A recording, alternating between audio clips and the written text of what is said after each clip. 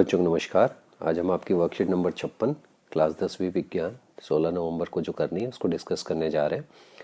आज की वर्कशीट में हम सीखेंगे कि गोलीय दर्पण के लिए चिन्ह परिपाटी के अंदर कैसे हम उनके जो है आपको वस्तु के दूरी और उसका जो है प्रतिबिंब है उसकी दूरी के लिए कौन से चिन्ह का इस्तेमाल करना है।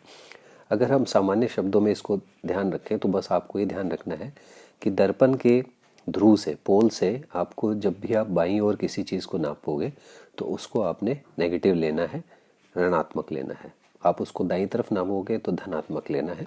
आप जो है मुख्य अक्ष रेखा से किसी भी चीज़ को ऊपर की तरफ नापोगे तो उसको आपने जो है धनात्मक मतलब पॉजिटिव लेना है, और मुख्य अक्ष रेखा के नीचे जिसके भी नापोगे तो उसको ऋणात्मक लेना है। तो ये 4 पॉइंट आपको हमेशा याद रखने हैं कि जब भी आप ध्रुव से बाईं तरफ नेगेटिव, ध्रुव से दाईं तरफ पॉजिटिव, मुख्य अक्ष रेखा से ऊपर की तरफ पॉजिटिव और नीचे की तरफ नेगेटिव, आपको ये चीज़ें ध्यान में रखनी है। दर्पण से वस्तु की दूरी सदैव जो है ऋणात्मक होती है, जिसको कि U से दिखाया जाता है। अवतल दर्पण की फोकस दूरी जो है सदैव ऋणात्मक होगी, क्योंकि हमेशा जो भी आपका इसमें इमेज बनती है वो सामने बनती है, दर्पण का जो प्रतिबिंब बनता है इसके अंदर। उत्तल दर्पण में जो फोकस दूरी धनात्मक होती है, क्योंकि यहाँ पे जो प्रतिबिंब बनता है वो पीछे की तरफ बनता है। दर्पण सूत्र की बात करें तो ये होता है 1/f बराबर 1/v प्लस 1/u, जहाँ पे v जो है दर्पण के प्रतिबिंब की दूरी का ज्ञान करवाता है, u जो दर्पण के बिंब की वस्तु की दूरी, और जो f है वो फोकस दूरी के बारे में।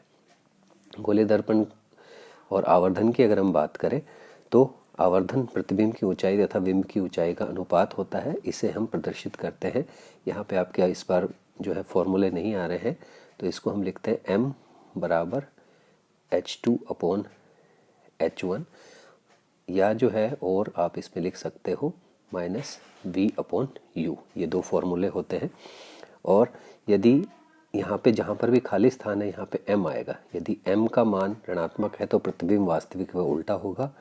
यदि m का मान धनात्मक है तो प्रतिबिंब आभासी व सीधा होगा। यदि m बराबर 1 प्रतिबिंब की ऊंचाई तो m जो है बिंब की ऊंचाई और प्रतिबिंब की ऊंचाई बराबर होती है। यदि m जो है 1 से बड़ा है तो प्रतिबिंब आवर्धित होगा। यदि m जो है 1 से कम है तो प्रतिबिंब छोटा होगा।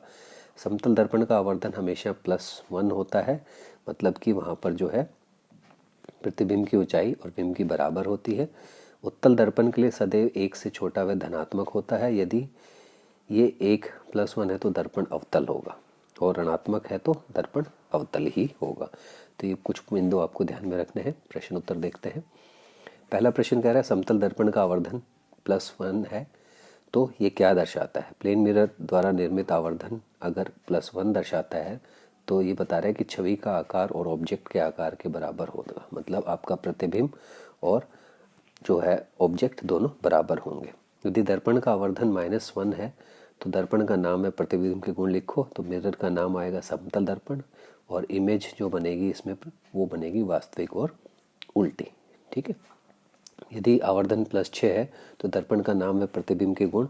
इसमें आपको 2 बातें लिखनी है। एक तो लिखना है आभासी और सीधा है वो बनेगा, और आकार में बड़ा होगा। दर्पण के नाम में लिखना है आपको कि वो अवतल दर्पण होगा। चौथा प्रश्न है वस्तु की किसी भी स्थिति के यदि आवर्धन सदैव 1 से छोटा हो तो दर्पण का नाम लिखिए। तो ऐसा जो है उत्तल में होता है। उत्तल दर्पण के लिए सदैव जो है m सदैव 1 से छोटा व धनात्मक होता है। ठीक है, तो ये आप लिख सकते हैं इसके अंदर प्रश्न 4 के उत्तर में। प्रश्न 5 का उत्तर हमें निकालना है।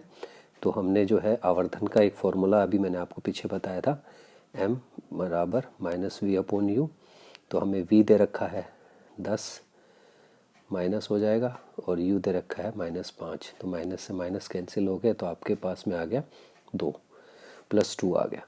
तो यदि मान धनात्मक है तो प्रतिबिंब आभासी व सीधा होगा। तो ये आपको इसके गुण के बारे में लिखना है। तो उम्मीद करते हैं आपको वर्कशीट पसंद आई होगी। देखने के लिए धन्यवाद। चैनल को सब्सक्राइब जरूर करें। Thank you.